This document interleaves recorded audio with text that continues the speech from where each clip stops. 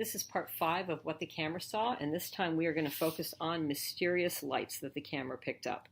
You'll recall that Gail told police that she was upstairs in bed when this late night disturbance began, and that she came downstairs 3 times to investigate.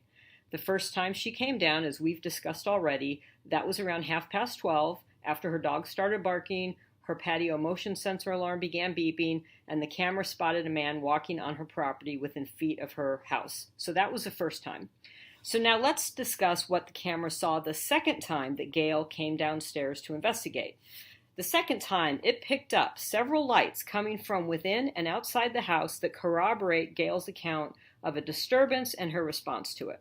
So Gail told police that after the dog settled down after the first disturbance, I went back upstairs, and it must have been about 10-15 minutes that passed when the dog suddenly started barking again, and again the beeper started going. And when she says beeper, she's referring to the motion sensor alarm on her front patio. So she made a second trip downstairs, and that's what interests us here. She told police, I decided at that point it might be a good idea to let the dogs out the back and see if there was anything that was there. So 3 sets of lights corroborate Gail's statement that she came downstairs a second time to check on what was happening and that she let the dogs out the back to see if they would find anything. And police are normally very interested in any evidence that corroborates a victim's statement because corroboration speaks to the veracity of the person, and so that's why it matters. So we're going to look at all 3 sets of lights. Let's start with the first set of lights. So first set of lights at 12:52 a.m. and 20 seconds, what we see is that the inside light in Gail's front entryway comes on for about 4 seconds and then it goes off again. And this is after these lights have been off continuously since 11:27 p.m. So let's have a look. Light comes on.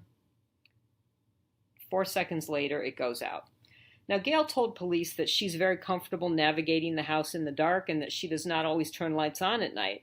But this light tells us that she was definitely out of bed and she used that light for just a few seconds. But apparently she quickly switched it off and continued her trip to the back of the house to the utility area to let the dogs out the back. And she told police that she stood there for several minutes in the back utility area until the dogs were ready to come back in.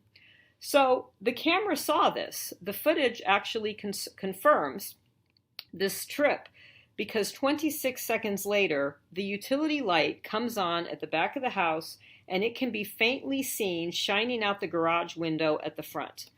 Now, this is going to be a bit challenging to see on the footage because the effect is very subtle. So first, we're going to take a look at a photo of the house so that you can see what to look for. So on the left is a photo of the house where you can see that narrow horizontal window to the left of the garage door, that window that's just above where the car is parked. We can also note that that window does not appear to have any curtain or blind blocking the light, but the door just to the right does have a blind, so the light will not escape so easily through the door. Now, the photo on the right gives us the camera view. And we can see that most of that window, that horizontal window, is actually cut out of the picture, leaving just a small sliver of window at the left-hand side of the screen. Okay, so that's what we want to be paying attention to. So now I'm going to show you some close-up screenshots of that window as Gail turns the utility light on and then off. So first of all, on the left is a close-up view of the prior photo with an arrow showing you where to focus, on that small sliver of window just above where the car is parked. On the right is the camera view of the same spot at 12:52 a.m. and 44 seconds, as you can see from the counter up at the top of the screen. Gail has not yet turned on the utility light, and the screen is basically very black. The next slide gives you the same picture of the window on the left-hand side for comparison purposes, but on the right-hand side, it is 3 seconds later than in the previous photo, and Gail has turned on the utility light. The footage shows us that at 12:52 and 47 seconds, a small bit of light shines through this window, and at roughly 1 o'clock in the morning, the light completely disappears when the utility light is shut off. Now, this footage is of very poor quality, so let me show you the same picture with an arrow pointing at the relevant area. So you've got the photo of blackness before Gail turns the light on the left-hand side, and on the right-hand side, it's 47 seconds after 12:52 a.m., and the arrow points at that little sliver of light that is shining through the utility, shining through the garage coming from the utility. Now, obviously, this is not good quality of footage.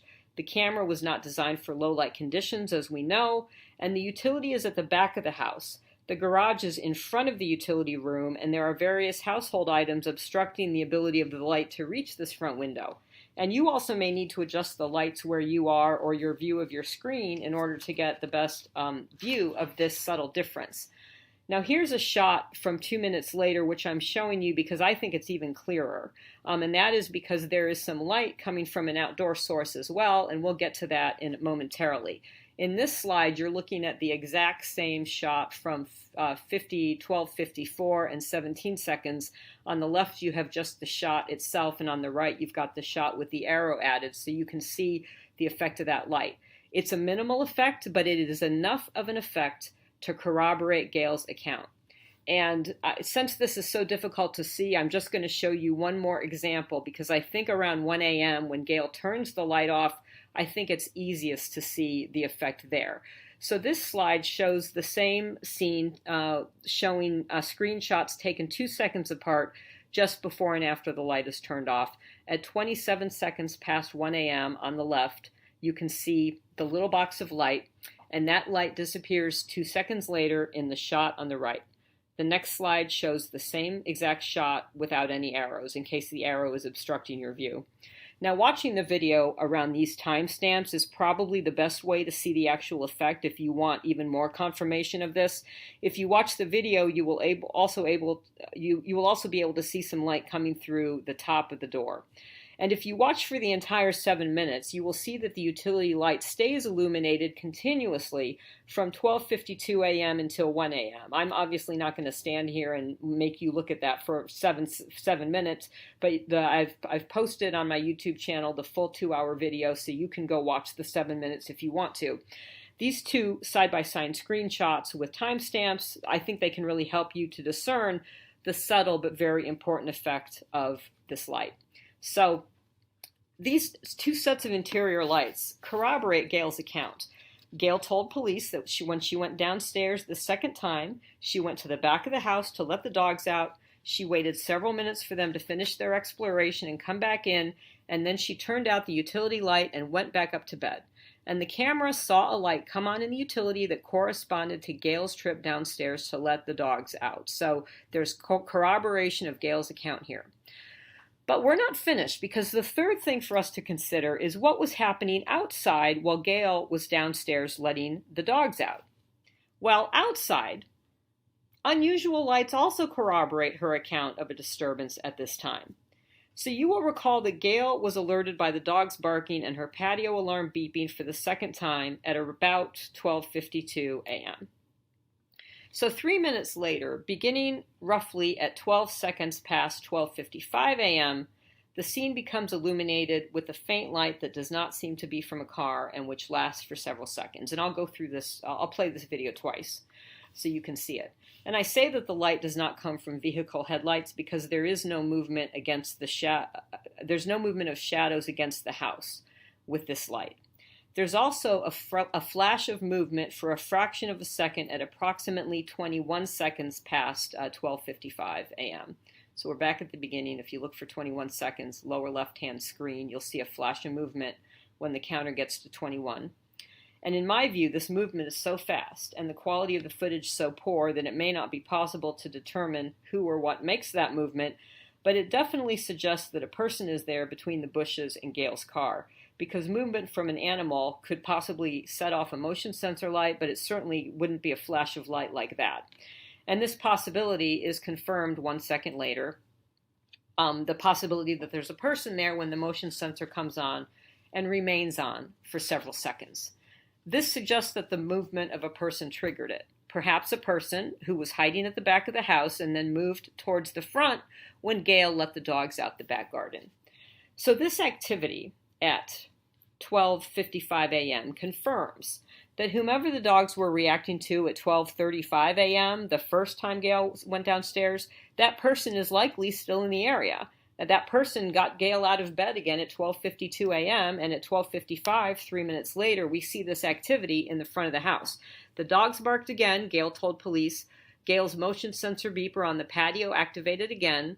The exterior motion sensor to the left of the driveway activated, and we see illumination from a source such as a flashlight. Just a split second, but it confirms that something is happening there. All of this happening just a few minutes before 1 a.m. And let's remember that Gail's car leaves at 1:38 a.m. So let's break down the exterior lights with a set of screenshots that covers the relevant 10 seconds so that you can more easily see the significance.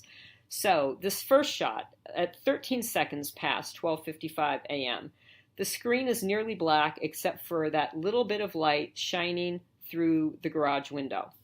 4 seconds later, at 17 seconds past, some illumination exists of the scene that wasn't there before, enough that we can begin to make out the outline of the front door of the house, and we can see a little bit of reflection off the front right headlight of the car. We can also see that the license plate is partially visible at the bottom center of the screen, and those are all things that we couldn't see 4 seconds later.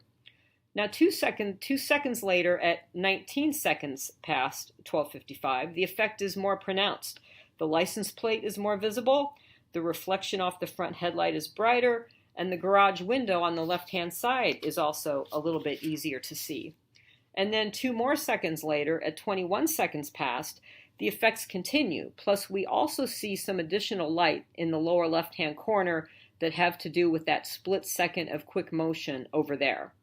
And then finally, 2 seconds later, at 23 seconds past 12:55 a.m., the motion sensor at the front of the house has been activated, lighting up the bushes on both sides of the driveway.